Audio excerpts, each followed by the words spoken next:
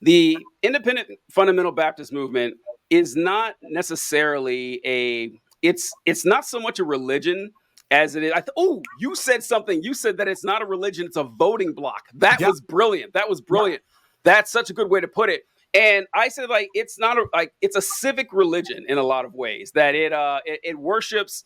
It worships American Christian, white Christian conservatism from a very particular time period, to the extent that you have to actually look like people in the 1950s to be considered godly. You couldn't have long hair, you couldn't have sideburns, you couldn't have a beard, you couldn't. I mean, if you look back to like the 60s and 70s, there were like splits in churches over stuff like the kind of glasses women couldn't wear pants. That was a rule that changed right after I left. Well, they could wear pants on certain occasions, but they couldn't wear blue jeans, and they just like random stuff like that that doesn't really affect your spirituality, but it is an outward representation of the adaptation of a certain culture, which is the Leave It to Beaver culture from the middle of the 20th century. Well, and I think I was reading a book. I can't remember what it was called. I'll have to get you the information later. But there's a specific even within independent fundamental Baptists, there's a specific movement that would train men, like boys, in this like rigid militaristic kind of style because if you train these boys in this particular way, they grew up and become heads of households, and they are the ones that actually vote. Like they're the ones who are like the decision makers of this paternalistic, patriarchal society kind of thing. And it was a way to continue to move on the right-wing conservative pieces within politics. And it all kind of stems down to training kids when they're younger, training boys when they're younger to look a certain way, to act a certain way, to behave and believe a certain way. And it's all training for future conservative voting. Yeah, it's strong. It is a strong through line. It is the most consistent through line that you can find in this movement, honestly. A lot of things have changed from the movement from, the 60s or the 50s, or I guess the 20s when it started, on till today. One thing that has not changed is the deep involvement in American conservative politics, which brings us to 40 minutes in, exactly why we're talking here. So, all right. In 2016, when Donald Trump ran for president, I didn't think he was going to win. I thought that he'd be too out there for most people. Most people were surprised at Trump's book. But one thing I was not surprised to see was that at the time, Donald Trump had, it was 81. It was 81% of white evangelical Christians voted for Trump. And a lot of people were shocked by this. And I was like, okay, I can see why you would say, okay, I can't believe these people profess that Christ is the most important thing to them, that God, that morality is a big deal. But it's like, if you grew up in this culture, you kind of got it. Like I could see it. Like Trump, I get it. Yeah, Trump reminds me a lot of an egotistical, flamboyant, take no prisoners, like fire-breathing pastor. I can see that in a lot of ways in Trump, and just the kind of the shaved ape psychology of human beings. Like, oh, that guy's the leader, we're going to follow him, and how it kind of preys on that. So if you could, walk us through your experience of seeing. So were you in the movement at the time, or had you already left? This was 8 years ago. Yeah, I'd already left. I was still like being formed by a few ideas. Like I was probably one of the, probably 2015, I would probably say, I'm socially liberal, fiscally conservative. I'd probably say something like that. Right. Until I realized how ridiculous that sounds. And that actually is. So I did not vote for Donald Trump in 2016. I've not voted for Donald Trump. I was about to say, but I did in 2020 and 2024. Right there, I didn't vote. Because there were major moral issues that I had, and right, like I think this goes back to taking the Bible seriously. Like morals was a big deal for us, right? Like you couldn't you couldn't hold hands with your girlfriend or whatever. Like it was certainly not your boyfriend. Certainly not your boyfriend. That was really frowned upon. But like there's all these things that we were taught that were important, and for the most part, I still believe some of them. Right? Yeah. Like don't cheat on your spouse. Like that's probably a good moral that I strive for. and he did it 3 times. He probably funded abortions. Like all of these things are like, why are you voting for him? So, did not vote for Donald Trump. 81% voted for him. And then in 2020, I think it was 80% that voted for him. And in 2024, it was 81% again. Surprise, surprise. So I think, yeah, I don't know what to do about that. Like, this is my group that I've been a part of for all my life, and they're kind of abandoning all their basic principles to continue to vote for this guy. Like, and maybe just like holding their nose one time while they vote, but then overwhelmingly supporting him in 2020 and 2024. That you can't hold your nose 3 times Nope. to that guy. Nope. It is exuberant and enthusiastic support that they have for Donald Trump. And I, like a lot of these folks, I knew growing up. I knew growing up. I knew them as good people, as kind people, as caring folks, and then to see them turn into these rabid fascists, like just happily embracing Trump with the most ridiculous statements imaginable, saying stuff like, well, we're voting for a president, not a pastor, or something. I don't remember you saying that when Bill Clinton was president. I don't remember you saying that at all. Because I was there. Okay, I was fucking there. You said that the morality of the leader of this nation is of great importance. Who are we as a people if we have some degenerate like that? Yeah, you cared a lot back then, and or even more insulting that insulting to them, not even to me, but to them. Well, God used King David, and you saw what kind of person he was. David was an adulterer, and David was a violent man. And I was like, okay, look, all right. David was a competent warrior and politician. Okay, you can't even say this about Donald Trump. It just showed me what my takeaway from this. Well, one of my many takeaways from this is I think that what you saw a white Christian fundamentalist movement do is expose what they actually believe. Is that what they actually believe is they want power for conservative politics. Now, if you're looking at it from a political standpoint, they made the right move. If you're just talking politics is all about power, nothing else. And so you're like, okay, so I'm going to sacrifice my morality and my religion, my faith, and my reputation for power. Politically, it's the right move.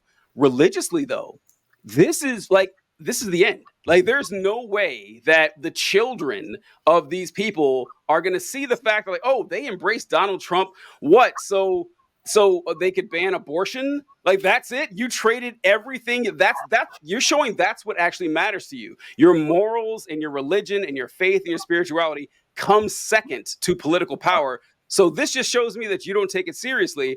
And you're kind of seeing this with the people who are I saw this really cool article about this, that people who profess to be evangelical Christian these days, most of them don't even go to church. Most of them don't go to, oh, you know about this? Yeah. There's been several studies over the past few years that, and that's why they've become a voting bloc, is because all the people who say they're evangelical Christians, really what that means is you vote conservatively. It's not about how often you attend church, because, like, I think the vast majority, like you said, don't attend church anymore. So it's just a weird shift. I think what it kind of comes down to, at least in my mind, right? Like, I love my family. I've got several family members that voted for Donald Trump. They're kind people.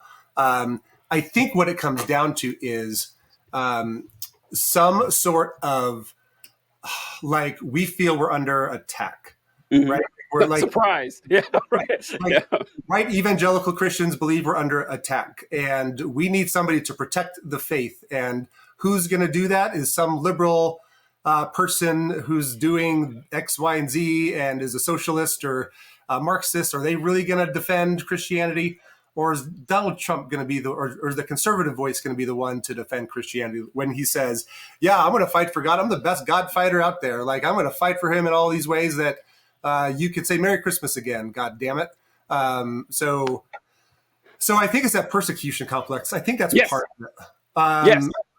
Because like I was thinking about this today. Like, you could say you're a one issue voter, and I kind of get that, at least conceptually. until you kind of dig into it and you realize abortions have been decreasing since the 80s. They decrease at a faster rate during Democratic presidencies. And the only time that abortions have really gone up in the past 40 years was after Roe versus Wade. That's when the number of abortions have increased. So I'm like, you can see how Republicans really aren't on your side here. But even if you got beyond that, you still have to deal with this persecution complex. You still have to deal with thinking conservative values are the same thing as biblical values when they're not the same thing. Even though you kind of think they are, and you were kind of, that's your default position, is to think, oh yeah, no one like this kind of economy is the best way because God intended it in the nation of Israel. It's like, no, that's not how things worked. This is God. There's so much I want to say about that. We're not going to cover everything. I'm going to go in reverse order here. So when you talked about this type of economy is the economy that God wants, capitalism, an economic system that came into being like 500 years ago, that God just fell in love with. He didn't bother implementing it at any time before that. But you know for a fact that this is a godly system. This is what we want. It's like a religious version of like the Tina principle. There is no alternative. Like, no, this is absolutely what God wants. Right. And I'm so glad you brought up the marriage of their idea, the idea of them marrying Christian theology and conservative politics, because they are inseparable, these folks. They really are. I had a conversation with another former Maranatha student who was still in fundamentals. This is years ago. And I was going through stats. And so while it's true that white Protestants vote for Trump overwhelmingly, like 70, 80%, it's the exact opposite for black Protestants. That if you look at black Protestants vote at like 80% for Democrats consistently every election. And I mentioned that black women have the highest church attendance of any demographic in the country. And there was like, oh, that's interesting because black women also vote blue more than any demographic in this nation. And she said, well, that's so odd because, you know, the Bible, like the Democratic Party goes against everything the Bible says. And I was like, well, I mean, according to your interpretation, it does. And this is the persecution complex. It even splits into how you view it. Because listen, I would love for someone to explain to me, to detail, like as thoughtful as you can, the major theological differences between black Protestant Christianity and white Protestant Christianity. You can't. It is essentially the same religion. They're same religion, same God, same Bible, same ancestry. Essentially, like it's the same thing, but politically, they will tell you, this is the thing, when I bring this up, folks say, well, you know, yeah, like theologically different, but that's just church. That has nothing to do with politics. Go fuck yourself, okay? Don't stand here and insult me telling me that these churches aren't heavily political. I've been to them, and like pastors are always leading their people in one way politically. They always say, well, I don't want to, yeah, you do. Yeah, you do. We all know it. And you all believe the Holy Spirit is integral in making decisions like this, and you pray about this. So why is God telling one group of Christians one thing and another group of Christians another? Now, I love asking this to like white evangelical Christians, like, why is it? Like, you're telling me that the black church, the church that fought and struggled through slavery, through the transatlantic slave trade, through 100 years of Jim Crow, that God just abandoned them. God's like, no, we're going to talk to the white folks. God really, I made a joke the other day that God really seems to love white people. This is if you look at all the history, yeah, it's strange. It's kind of funny how that works. But no, it's like, and they will tell you, they'll say, well, they don't want to say it. But the answer is like, oh, yeah, the black people are all getting it wrong. The white people are all getting it. Now, to be fair, the black people say the same thing. They'd be like, okay, well, the black people are getting it right. I was like, well, here's my solution. God's not telling either of you anything. It's almost like your politics or your church, your religion is an outgrowth of your politics and your values and not the other way around. But they just don't see it. They think, like you said, persecution complex. It's, my God, I can't believe everyone is turning against us after all this time. After all the good we've done to these folks, they have the nerve to turn against us. And like it permeates all their thinking. Yeah, like while you were talking about that, like I was thinking through a couple articles I read a while back. It said the Democrats have not won the white vote since 1964 or something like that. True. You know what else happened in 1964? Tell us, Bobby, what happened?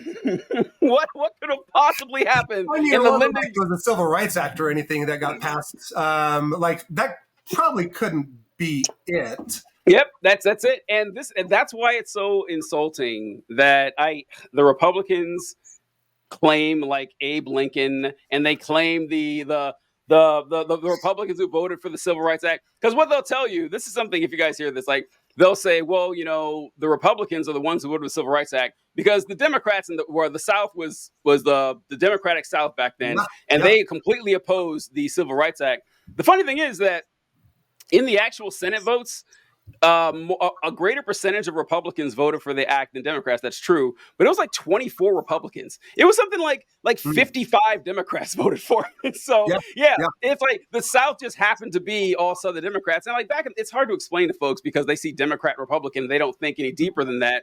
That the Democratic Party wasn't the same party it was today, where like Northern Democrats and Southern Democrats are two different people. That how you voted back then wasn't necessarily tied to your party. It was tied to your region, which is why the Civil War split so evenly like that.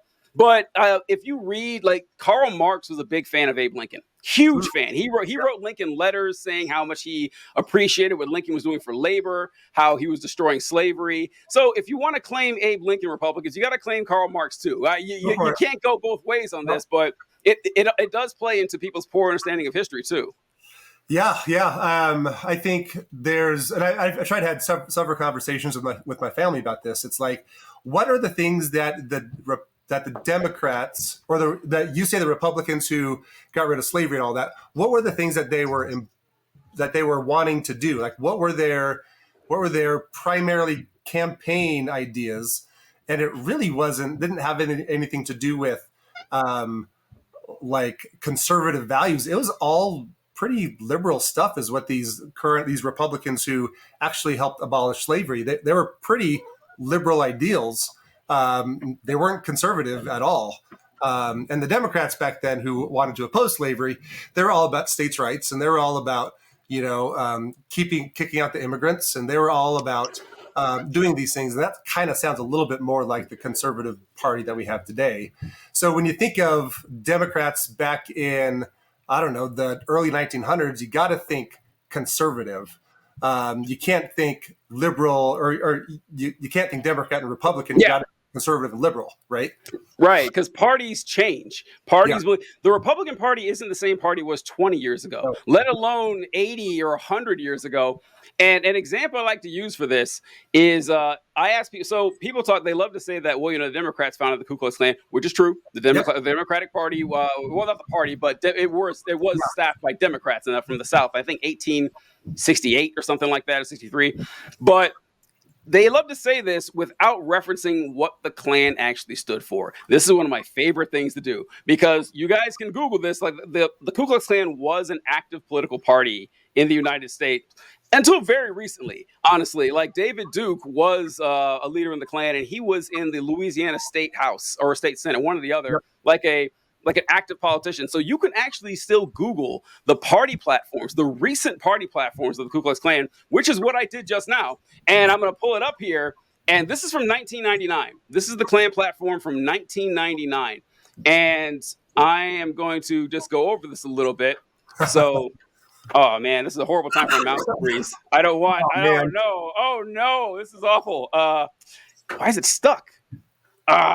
This is bad. Hold on. I wish this wasn't live. Let me see. I don't like having the word Ku Klux Klan on the page like that. Just that's annoying. Okay. Okay, well, I can't pull it up because my mouse isn't cooperating. But anyway, if you go through the party platform, it says stuff like American schools and American universities have been taken over by communists and Marxists and their indoctrination camps to brainwash our children.